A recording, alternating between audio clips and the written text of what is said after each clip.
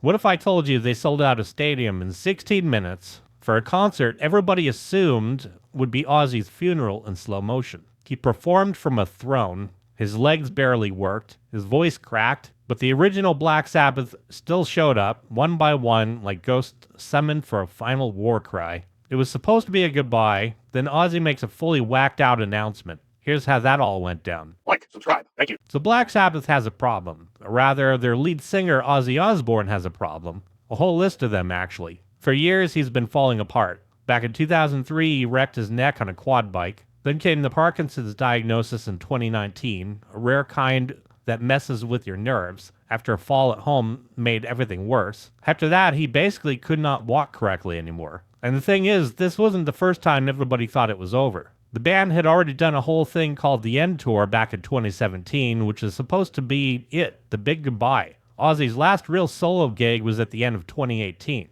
By February 2023, he officially retired from touring, pulling out of shows, even a big festival appearance. It seemed like even one-off gigs were too much. Everybody figured that was it. But then in early 2025, they dropped this bombshell. A new concert, one last show. They're calling it Back to the Beginning, set to be in their hometown, Birmingham, at the Villa Park Stadium. Ozzy insisted on it. He felt like he had to give one last thing back to the city that made him. And to make it all sound nice and noble, it was a charity event. All the money was going to kids' hospices and Parkinson's research. And it turns out that the charity angle was apparently the only thing that got the band's guitar player, Tony Iommi, to sign on. He wasn't happy about it at first. He didn't want to be like all those other bands who cry retirement and then pop back up a year later for a cash grab. He said getting ready for the show was tough, a mix of excitement and straight up fear. He had no idea what to expect, especially with Ozzy's health being what it was. And then the bassist, Geezer Butler, was even more of a wreck. He's a huge Aston Villa fan, so maybe the stadium venue sweetened the deal,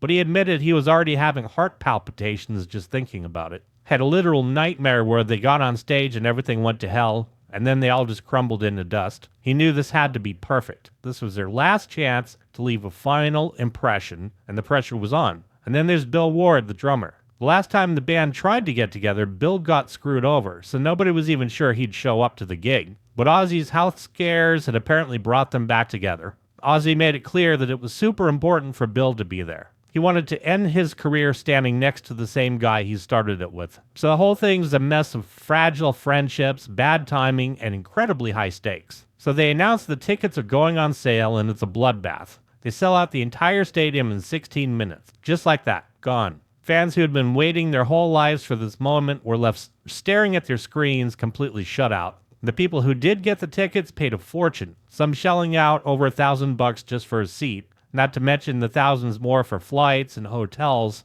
to get there. It was pure chaos. And for anybody who couldn't get in, there was the pay-per-view live stream, a way to see the final show from home, but even that turned into a disaster. A bunch of pubs had advertised that they would be showing it, creating these big watch parties for fans, but then the company producing the stream, Kissway, started sending out threats. They told the pubs that if they didn't buy a massively expensive commercial license, they would get sued. So one by one, the pubs canceled their parties, leaving even more fans pissed off and out in the cold. And the whole thing felt cursed from the start. People had really low expectations. They figured Ozzy would probably just do a couple songs, sitting on his throne, maybe even lip-syncing. Some fans remembered his performance at the Commonwealth Games a few years back and were convinced his vocals had been canned then, too. The online chatter got dark. One fan had this wild theory that Sharon Osbourne was just trying to squeeze every last penny out of Ozzy's name, speculating that after he died, she'd probably tour with his corpse dangling from the lighting rig while old tracks played. Let me know in the comment section if you agree. But people were convinced that the show was going to be a total disaster, or at least just really weird. And then the supporting acts started dropping like flies. The original poster was stacked to add Judas Priest, members of Rush, Wolfgang Van Halen. I say members of Rush, well, the two surviving members of Rush, Geddy Lee and Alex Lifeson. But they all pulled out. Scheduling conflicts, logistical issues, whatever the excuse was, they were gone. Judas Priest did something cool and released a cover of War Pigs as a tribute.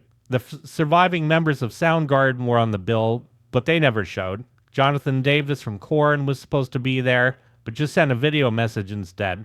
And the drama behind the scenes was even crazier. Apparently, Sharon Osbourne got into it with one of the bands in the lineup. They had the nerve to ask to be paid for playing the charity show, and she supposedly kicked them right off the bill, vowing she'd tell the whole world who they were after the concert was over. We're still waiting on that one. But it just fed into the narrative that she was profiteering off the whole thing. But despite the mess, the city of Birmingham went all in.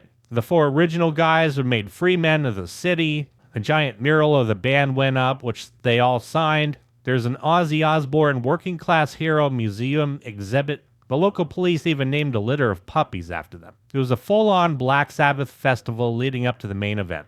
And finally, the day arrived, July 5th, 2025. An 11-hour marathon of metal. 14 different bands and a couple of supergroups played all day. The actor Jason Momoa was the host, and Tom Morello from Rage Against the Machine was the musical director. The whole thing had the vibe of a World Cup final, but for metalheads. And when it was finally time for the main event, Ozzy came out. He performed a 5-song set with his solo band first. Zakk Wylde, Tommy Clufetto's backing him up, and just as everybody predicted, he was sitting on that big black throne. He couldn't stand, but he wasn't just sitting there. He was moving along, trying to summon every last ounce of that old hell-raising spirit. He looked completely overwhelmed, telling the crowd, "You have no idea how I feel. Thank you from the bottom of my heart." And he played the hits, Mr. Crowley, Crazy Train, Mama I'm Coming Home, and then the moment everybody was waiting for. Tony Iommi, Geezer Butler, and Bill Ward walked out and joined him on stage. The original Black Sabbath, together one last time. They launched into War Pigs and the place went insane. Followed it with NIB, Iron Man, and finished with Paranoid. Just 4 songs, but it was enough. The tributes from other musicians were intense. James Hetfield from Metallica came out and said, "Without Sabbath, there would be no Metallica. Thank you, boys, for giving us a purpose in life." There's an insane drum off with Travis Barker, Chad Smith from the Chili Peppers, and Danny Carey from Tool. Spoiler alert, Chad Smith wiped the floor with everybody. Fight me in the comment section. Billy Corgan, Sammy Hagar, Steven Tyler, everybody was there paying their respects. Even Fred Durst from Limp Bizkit showed up in a pre-recorded video singing Changes. Definitely a huge emotional send-off. Sharon Osbourne had called it Ozzy's full stop, a chance for him to say a proper goodbye. Ozzy himself stood on stage and yelled, "I'm done, done, done, done. You gotta know when to call it quits." And Tony Iommi backed him up, saying this was absolutely the end for Black Sabbath, that they would never ever do it again. The definitive final word. But again, we'll have to hold out and see. And of course it wasn't. Just after the most definitive farewell tour in history, after all the tears and tributes and full stop promises, Ozzy dropped another little bomb. The final performance was final, certainly, but he wasn't retiring from music, not even close. He announced he was going to keep recording new stuff. He'd sing on other people's albums if they asked him. So to my viewers, start getting those emails in, because I think you may have a willing special guest. And he said, "I still enjoy doing my own work. For the foreseeable future, I will keep on recording if the projects interest me." It's very important. And to top it all off, he confirmed he was already booked for appearances at pop culture conventions later that same month. After all the drama, the anxiety, fan outrage, and emotional goodbyes, the final farewell wasn't final at all. Just the end of one chapter. And Zakk Wylde, Ozzy's guitar player, probably had it right. He and a lot of fans remained skeptical. They figured if the show went well, some promoter would just wave enough money around and make it happen again. The Prince of Darkness had called it quits on playing live, but he was a long way from being silent.